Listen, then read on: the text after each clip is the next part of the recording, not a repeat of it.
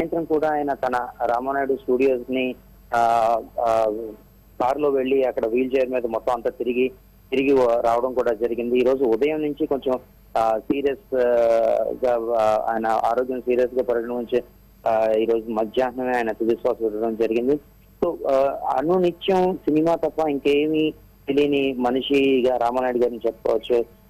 ఒక అద్భుతమైనటువంటి పార్లమెంటేరియన్ గా కూడా ఆయన పేరు గడించడం జరిగింది. సో ఇలాంటి ఒక అద్భుతమైనటువంటి నిర్మాత, ఒక ధైర్య సాహసాలు ఎందుకంటానంటే ఏ ప్రయోగం చేయడానికి కూడా ఆయన వెరిసేవాడు కాదు. అలాంటి ఒక నిర్మాత ఈ రోజు లేదు అంటే నిజంగా ఇది టాలీవుడ్ ఇండస్ట్రీకి అంతా తీవ్రమైన దిగ్భ్రాంతికి గురి చేసేటువంటి విషయం. ఇప్పుడు మొత్తం అందరూ కూడా ఇండస్ట్రీకి సంబంధించినటువంటి వ్యక్తులందరూ కూడా ఇక్కడికి పుటాపుటిని చేరుకోవడం జరుగుతూ ఉంది. రాజశేఖర్ గాని, నవదీప్ గాని వీళ్ళందరూ చాలా సేపటి నుంచి ఇక్కడే ఉన్నారు. అలాగే ఇప్పుడు ప్రముఖ నిర్మాతలు, అలాగే దర్శకులు, ఆర్టిస్టులు అందరూ కూడా ఒకరిగా ఇక్కడికి చేరుకోవడం జరుగుతూ ఉంది. అయితే నేను సురేష్ బాబు గారి దగ్గరికి కూడా వెళ్ళడం జరిగింది.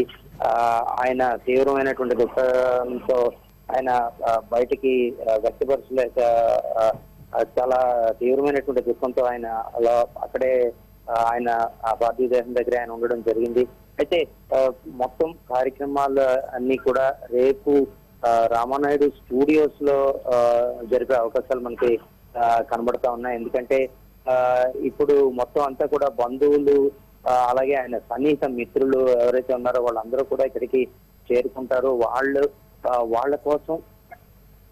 వాళ్ళ కోసం ఇక్కడే ఉంచడానికి ఏర్పాట్లు అన్ని చేస్తా ఉన్నారు. అయితే రేపు రామానాయుడు స్టూడియోస్ లో అయితే అది నానక్రామ్గూడ స్టూడియోస్ లేకపోతే ఫిల్మ్ నగర్ దగ్గర ఉన్నటువంటి రామానాయుడు స్టూడియోస్ అనేటువంటిది ఇంకా తెలియరావట్లేదు. అక్కడ మాత్రం ప్రజల సందర్శనార్థం, అభిమానుల సందర్శనార్థం, అలాగే ఇండస్ట్రీ నుంచి వచ్చేటువంటి ప్రముఖుల సందర్శనార్థం అక్కడ పెట్టే అవకాశం కనబడతా ఉంది. అయితే ఇంకా పూర్తి వివరాలు మాత్రం వాళ్లే వెల్లడించాల్సి ఉంది. ఇంకా కేసుకి సంబంధించినటువంటి డాక్టర్లు వాళ్ళు కూడా ఇక్కడే ఉండడం జరిగింది.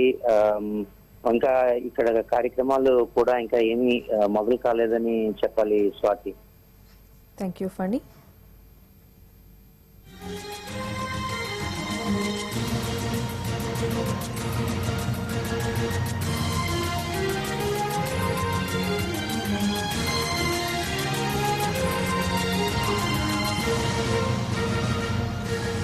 ప్రముఖ నిర్మాత రామానాయుడు కన్నుమూశారు. కొంతకాలంగా క్యాన్సర్ వ్యాధితో ఆయన బాధపడుతున్నారు. ప్రకాశం జిల్లా కారంచెడిలో 1936 జూన్ 6న జన్మించారు.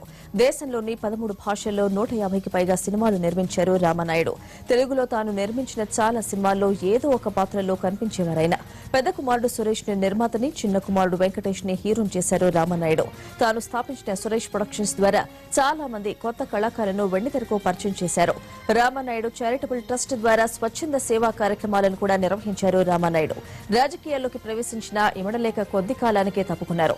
హైదరాబాద్ తో పాటు విశాఖలో కూడా స్టూడియోలు నిర్మించి 100 మందికి ఉపాధి కల్పించారు.